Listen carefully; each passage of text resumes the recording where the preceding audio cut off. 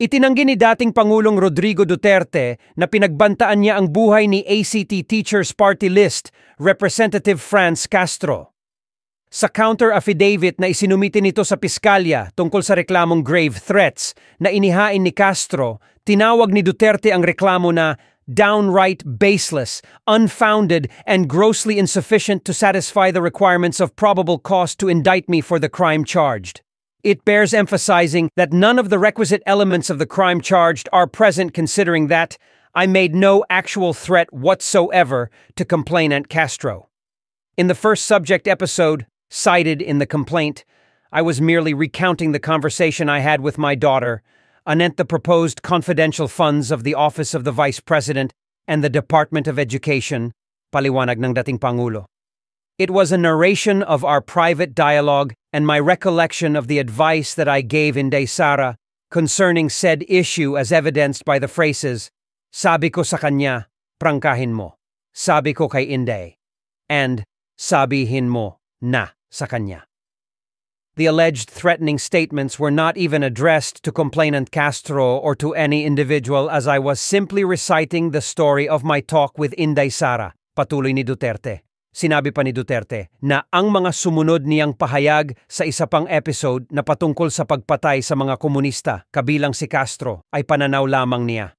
Notably absent in the phrase, "Yun komunista patayin, kasali ka, dapat," is any word signifying my personal determination, inclination, or capability. Neither was the phrase couched in a language that shows future intention. If anything, the same is a mere statement of an opinion rather than of an aim, purpose, or objective as claimed by complainant Castro, paliwanag niya. Ayon pa kay Duterte, ang mga pahayag niya ay pagtugon lamang umano niya sa mga tanong ng mga nanonood kaugnay na rin sa umano'y plano na ipa-impeach ang kaniyang anak. Bilang tugon sa paliwanag ni Duterte, iginiit ni Castro na seryosong banta ang mga binitawang salita ng dating Pangulo laban sa kaniya. Napakahalaga nito kasi siguro biro lang sa kaniya iyong mga sinasabi niyang threat at pambabastos sa kababaihan, pero sineseryoso natin ito anang mambabatas. I never had any intent to threaten or intimidate complainant Castro. Even supposing for the sake of argument that a threat was indeed conveyed, the foregoing evidently shows that I never abided by such an idea, saad ng dating Pangulo sa affidavit.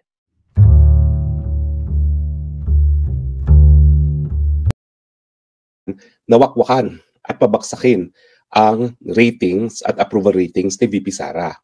Now, meron naman pong isang survey na di umano ay ito yung survey na hindi nagpa-publish ng resulta. Pero lahat po ng mga kandidato, mga politiko ay umaasa rito. Bakit po? Kasi ang normal survey ay 1,200 respondents. Pero itong kumpanyang pong ito ay umaabot ng 10,000 respondents. Mahal po yan. Ngayon, ang lumalabas na naglalabanan pa rin para sa presidente ay si Erwin Tulfo at saka si Inday Sara. Mas mataas po ng konti, pero within statistical tie pa rin silang dalawa ni Erwin Tulfo at ni Inday Sara Duterte. Ibig sabihin, matapos silang wakwakan si Inday Sara, halos tie pa rin po si Erwin, yung senador po. Ano nga ba pangalan ng senador na Tulfo?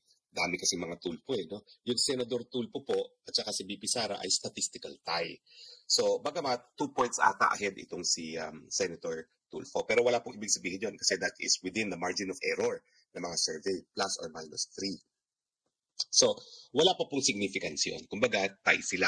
Pero ito po ay matapos ng wakwakan si Inday Sara. So, makikita natin na bagamat hindi sila naging matagumpay dun sa issue ng confidential fund, ngayon po ay talagang mukhang gagamitin na nila yung issue ng ICC kung saan ang balita ko, susubukan din nilang idawit si VP Sara at susubukan nila magkaroon ng warrant of arrest sa ICC, hindi lang po si dating Presidente Duterte, kundi pati na rin po si VP Sara. Totoo po yan. Nagkaroon po ako ng triple verification na yan ngayon ang gusto nilang mangyari. Yung mga gustong pabaksakin si VP Sara. Na dahil hindi gumagab na yung kanilang mga issue laban sa kanya sa confidential fund, ngayon idadawit nila at susubukan nila na magkaroon ng warrant of arrest at magkakaroon ng kooperasyon kasi alam niyo po yung ICC, wala naman po yung sariling pulis. Nakasalala yan sa kooperasyon ng mga estado para ma-serve yung warrant of arrest ng ICC. Pero sa akin po, labag yan sa international law, labag yan sa konstitusyon kasi nakasaad naman po na ang Rome Statute po pwedeng bumitiw ang mga bansa at matapos silang bumitiw, Meron kasi isang taon matapos bumitil na magiging epektibo ang kanyang pag-aalis. Pag lumipas na yung isang taon na yon at wala pa ring authorization na kinuha sa pretrial chamber ang prosecutor, hindi na siya po pwede magtuloy. Yan po nangyari talaga dyan sa ICC. Kahit anong gawin nila, maski pa sila yung mag-cooperate, ang issue, gumalaw po ang prosecutor 2021 na. Naging epektibo po yung pag-alis natin sa ICC ng 2019. Pero pilit nilang sinasabi na magkakipagtulungan pa rin dahil ang gusto nila magkaroon ng warrant of arrest laban kay VP Sara nang tuluyan ng ma-eliminate bilang as a contender sa 2028. Pero alam niyo po, ang nakikita natin, lahat na binabato kay Binday Sara, hindi pa rin kumakagat. Kasi ang taong bayan, patuloy pa rin ang tiwala kay VP Sara. Alam ko pa pong halongkatin nila yung paggamit ni VP Sara sa confidential fund. Nung siya po ay alkalde. Pero wag po natin kakalimutan, ang confidential fund, ginagamit ng mga sibilyan ng mga opisyales laban sa kalaban ng gobyerno. At si VP Sara po, matagumpay na nagawa pong zero insurgency ang Davao nung kanyang termino bilang mayor. Ibig sabihin, nagamit po ng tama ang kanyang confidential fund. At kung talagang bubungkalin nila yon, mapapatunayan naman na si Inday Sara po talaga ginamit ang pondo para magkaroon ng tunay na kapayapaan sa Mindanao sa pamamagitan ng localized peace talk at hindi po gaya ng peace talk na sinisimulan ngayon ng gobyerno. So agree ba kayo o disagree? Ang ating conclusion, hindi po totoo na talagang bumababa ang approval rating ni VP Sara dahil negligible po within the margin of error ang pagbaba niya.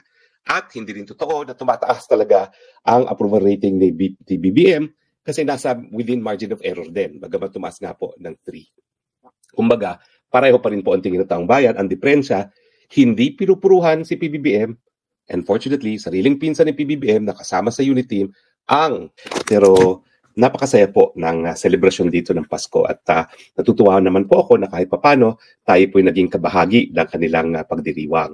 Tayo po'y nagbigay ng opening message at ng closing message kanina at nag-lead din tayo ng community singing ng Christmas carols, no? At pero ang highlight nga po, yung mga taga-GMA nag-perform ngayong gabi ng mahigit 1 oras, no? Nag-judge din po tayo sa isang singing contest na in-sponsor ng Karaoke Can, no? Ito po yung pinakamaraming karaoke establishment, no? Mga 671 sa buong Japan. At ito po ay pag-aari rin ng isang Pilipina na tinatawag na Cinderella dahil siya po ay entertainer na kapag-asawa ng bilyonaryo. Ngayon siya ay nagmamayari ng 671 na Karaoke Can. Na may sariling building, yung kada 671 na yan, may sariling building po yan, and it consists of about 10 pages. So congratulations, Con Genoe Ecraela, si Donna Luisa, at siyempre si Abby Watabe, si Cinderella. So pag-usapan po natin, talaga bang bumaba ang trust and approval rating ni VP Sara? Pansinin niyo po ang storya ng Manila Bulletin. Ito po ay base sa survey ng isang kumpanya na pag-aari po ni Malutikian, no? Kita yung banner story nila. President Marcos approval rating improves slightly. VP Duterte's score continues to fall. Pero alam niyo po, dito sa mga surveys, may tinatawag na yung statistically negligible, no? Plus or minus 3 po yan. Kasi hindi naman completely accurate ang mga surveys. Sa totoo lang po, wala pong pagbabago sa kanilang approval at trust rating. Bakit po?